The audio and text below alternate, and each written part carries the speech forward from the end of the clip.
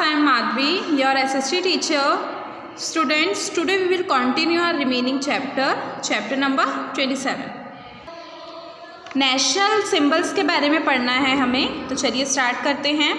First is national flag. Our national flag is tree colored having 3 horizontal bands. हमारा जो national flag है वो कैसा है? तिरंगा है. ट्री कलर्ड मीन्स उसमें कितने कलर हैं? 3 कलर हैं और 3 हॉरिजॉन्टल बैंड्स हैं. ये देख रहे हो 3 कलर हैं, 1 2 3 और 3 ही ऐसे हॉरिजॉन्टल बैंड्स है. बैंड्स मीन्स पट्टे हैं. ठीक है. The saffron at the top stand for courage and sacrifice. जो सबसे ऊपर का कलर है saffron. Saffron means orange. Orange colour क्या बता रहा है कि हमारे देश ने कितने बलिदान दिए हैं, कितने लोगों ने अपने जान गंवा दी अपने हमारे देश के पीछे. ठीक है. तो जो सैफरन कलर है वो सेक्रीफाइस का प्रतीक है. Next, white in the middle stand for truth and peace. जो बीच का जो वाइट कलर है वो क्या बता रहा है? सच्चाई और शांति का प्रतीक है.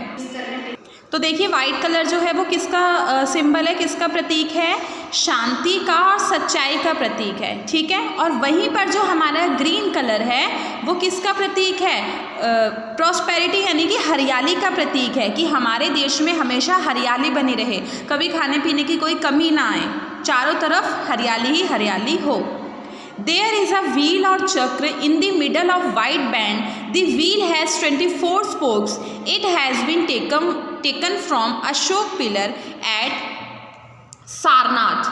The national flag is the symbol of our unity, freedom and dignity. ये क्या कह रहे हैं कि जो हमारा फ्लैग है इसके बीच में आप देख रहे हो ये चक्र है, ये क्या है? इसे हम अशोक चक्र कहते हैं और इसमें 24 बैंड्स हैं, 24 स्पोक्स हैं. कितने स्पोक्स हैं? 24 स्पोक्स हैं. और ये कहाँ से लिया गया है?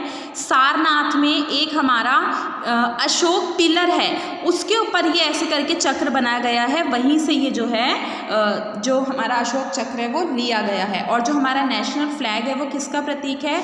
हमारे देश की यूनिटी का, कि हमारे देश में कितनी एकता है, हमारे देश की फ्रीडम का, कि हमारे देश में स्वतंत्रता है, वो हमारे देश को रिप्रेजेंट कर रहा है कि ये इंडिया का झंडा है.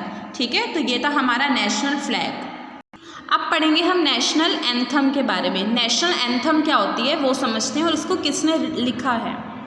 Our national anthem was composed by great poet and writer Rabindranath Tagore.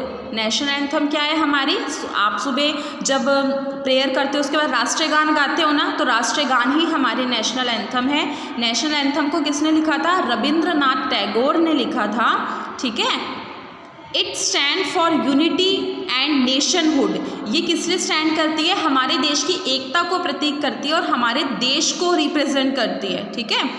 It is संग during national festival and other occasion. इसे कब गाया जाता है? जब कोई नेशनल फेस्टिवल होता है. जैसे कि आप देखते हो ना, इंडिपेंडेंस डे पे गाया जाता है, गांधी जयंती पे गाया जाता है, रिपब्लिक डे पे गाया जाता है. तो इनको सभी नेशनल फेस्टिवल्स पे गाया जाता है. ठीक है.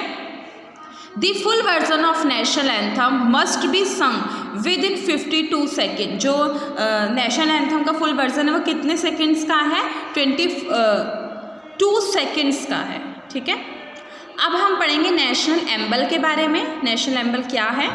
National एम्बल is found in all government document and currency. जो हमारा नेशनल एम्बल है वो आपको सारी करेंसी पे, 10 रुपये का नोट देख लो, 20 का देख लो, 100 का देख लो, 50 का देख लो, हर करेंसी पे, हर नोट पे आपको देखने को मिलेगा. और जितने भी हमारे गवर्नमेंट के डॉक्यूमेंट होते हैं उन पे भी देखने को मिलेगा.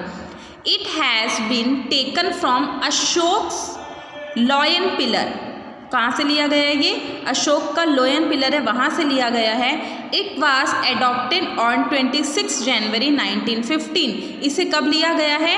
26 जनवरी 1950 को इसे अपनाया गया था. In the emblem only 3 lion were visible but actually there are 4 lions. The 4th one is invisible. The lions are standing back to back on the platform, which has Ashok Chakra in the center, at horse on the left and a bull on right hand. Below the amble Satyamev Jayate is inscribed in Devanagari script. It means truth alone prevails. देखो मैं आपको सारा समझाती हूँ. है ना।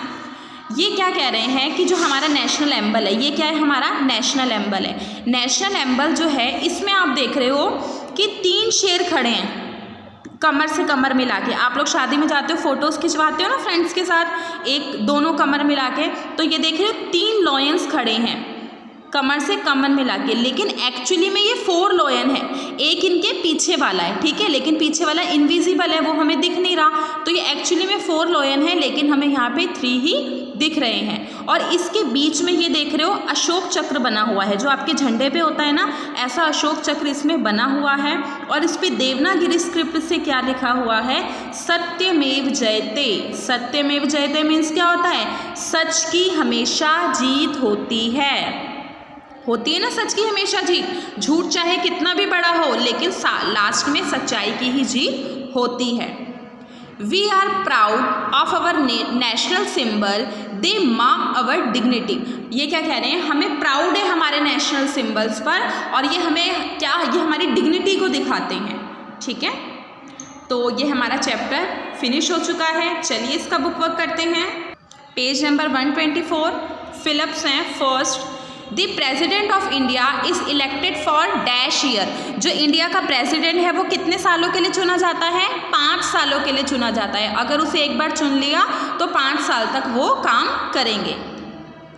The Rajya Sabha is a dash body. Rajya Sabha जो है वो कैसी बॉडी है, परमानेंट बॉडी है। ये नहीं कि अभी है और अगले साल नहीं है, परमानेंट है, ठीक है। The high court is the high court is the highest dash body in state. जो हाई कोर्ट है वो क्या है, हाईएस्ट जुडिशियल बॉडी है स्टेट की, वो न्यायपालिका है, सबको क्या दिलवाती है, न्याय दिलवाती है। The national dash has been taken from Ashok pillar of Sarnath. जो हमारा नेशनल एम्बल है उसको कहाँ से अडॉप्ट किया गया, कहाँ से लिया गया है, अशोक का जो पिलर है सारनाथ में, वहाँ से लिया गया है, ठीक है। There are 24 dash in the wheels. क्या हैं, व्हील जो हमारा फ्लैग है उसमें कितने व्हील्स में कितने क्या हैं, 24 स्पोक्स हैं। आप देख रहे हो ना, ऐसे ऐसे लाइनें जा रही हैं, तो 24 स्पोक्स हैं। अब है राइट द नेम ऑफ, आपको नेम बताना है। The head of the state government. State government का हेड कौन होता है, गवर्नर होता है।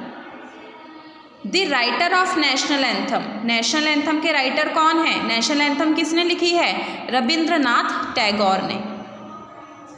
The highest law making body of national level. Law making body कौन सी है नेशनल लेवल पर, यानी कि जो पूरी कंट्री के लिए लॉ बनाए, तो कौन है वो, पार्लियामेंट है। The highest judicial body of the country.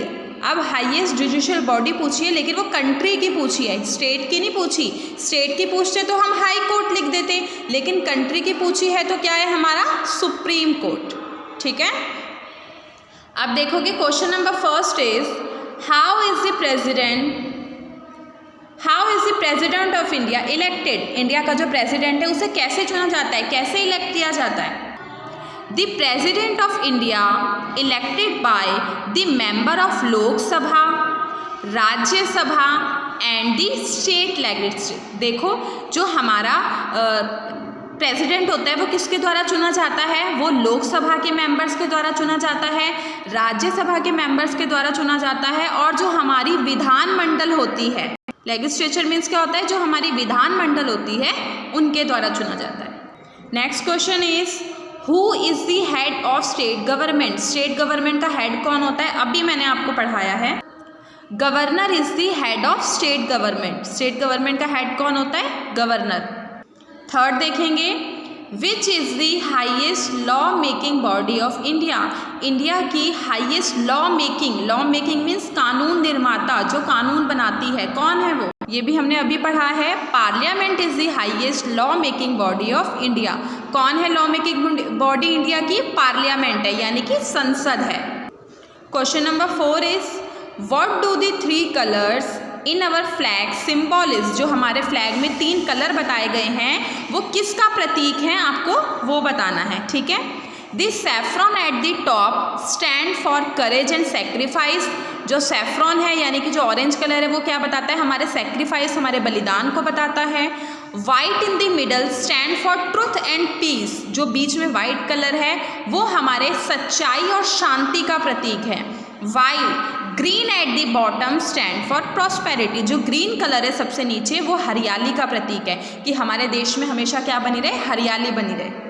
अब देखोगे बच्चे लास्ट क्वेश्चन है, व्हाट डू दी सत्यमेव जयते मीन, सत्यमेव जयते का मतलब क्या होता है?